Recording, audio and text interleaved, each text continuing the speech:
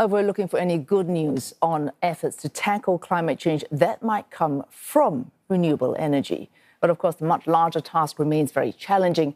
The UN's former climate chief, Patricia Espinosa, knows how hard it is to get anyone on board when it comes to doing things to tackle a warming planet, especially when it comes to involving changes to how we live.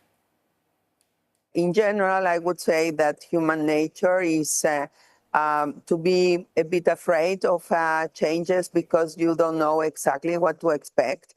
It's the idea of having something that is not clear, not well defined exactly what does it mean, what are the effects, is something that is worrying to people. And in the case of climate change, even more, because if we are talking about the transformation that needs to take place in order to address climate change, it really has to do with a complete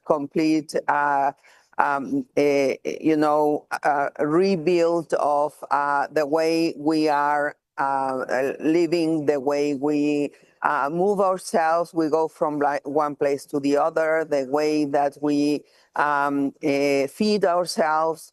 Everything has to change. It would not encourage people to know that even if they should change, for example, the goal set by the Paris Climate Accord, this just went into effect in 2016, we cannot even reach 2 degrees Celsius, let alone 1.5 degrees Celsius. How can you persuade people to make any changes to their lives if even this basic goal we are unable to meet at this point?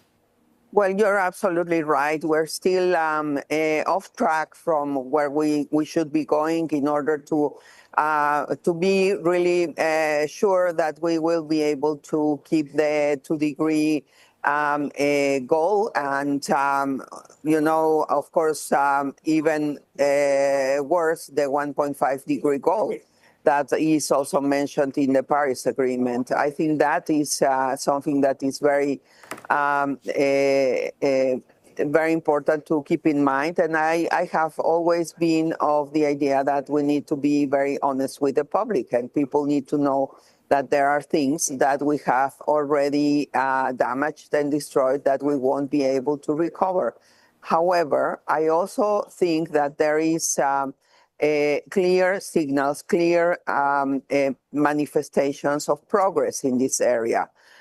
Look, in 2015, when the Paris Agreement was approved, the projections that were made by the scientists were that the world was heading towards a scenario of a 4-degree warming by the end of the century.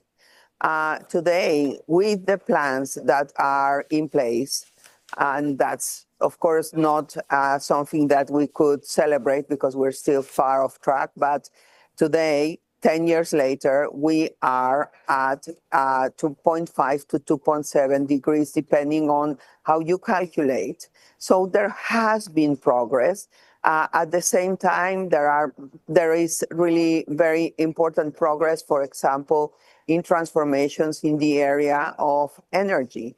Renewable energy has become, in many places in the world, the least expensive alternative. Collectively, we have the tech, we have the resources to, as you say, triple our global renewable energy capacity, and that is to reach our goal. But what we are not seeing, and we could very well, and we should see, is the scaled investment needed.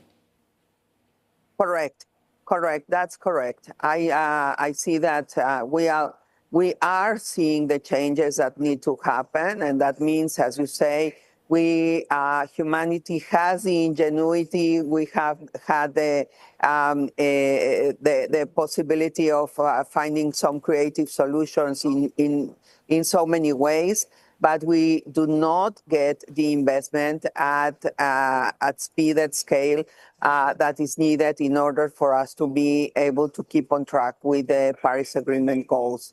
And that is something that needs to be addressed. It's part of the calls that the Conference of the Parties has made for the financial system to be reformed and to be much more responsive and adjusted to the current realities. Final question here, Ms. Espinosa.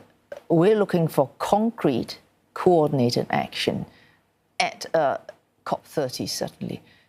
Are we even going to be seeing limited agreement on just countries setting their own emissions goals, which they were supposed to, and we are not seeing from key polluters at COP30? Are we going to be seeing going beyond pledges, money actually entering pockets to help developing countries cope with the effects of climate change?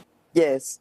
Well, regarding your last point, I think I have to say I felt very encouraged by the announcements that were made in the framework of the Leaders Summit last week. The fact that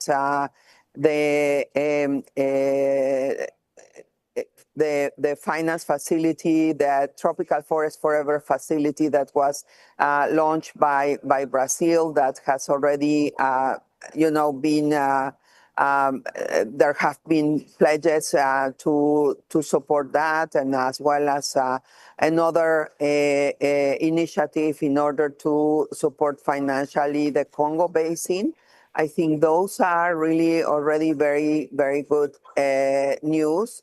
Unfortunately, we have to also be conscious of the fact that the decision by the U.S. to withdraw its financial support for international cooperation in all areas of development assistance is very unfortunate, and that means that we may not see the amount of resources that we should be looking at.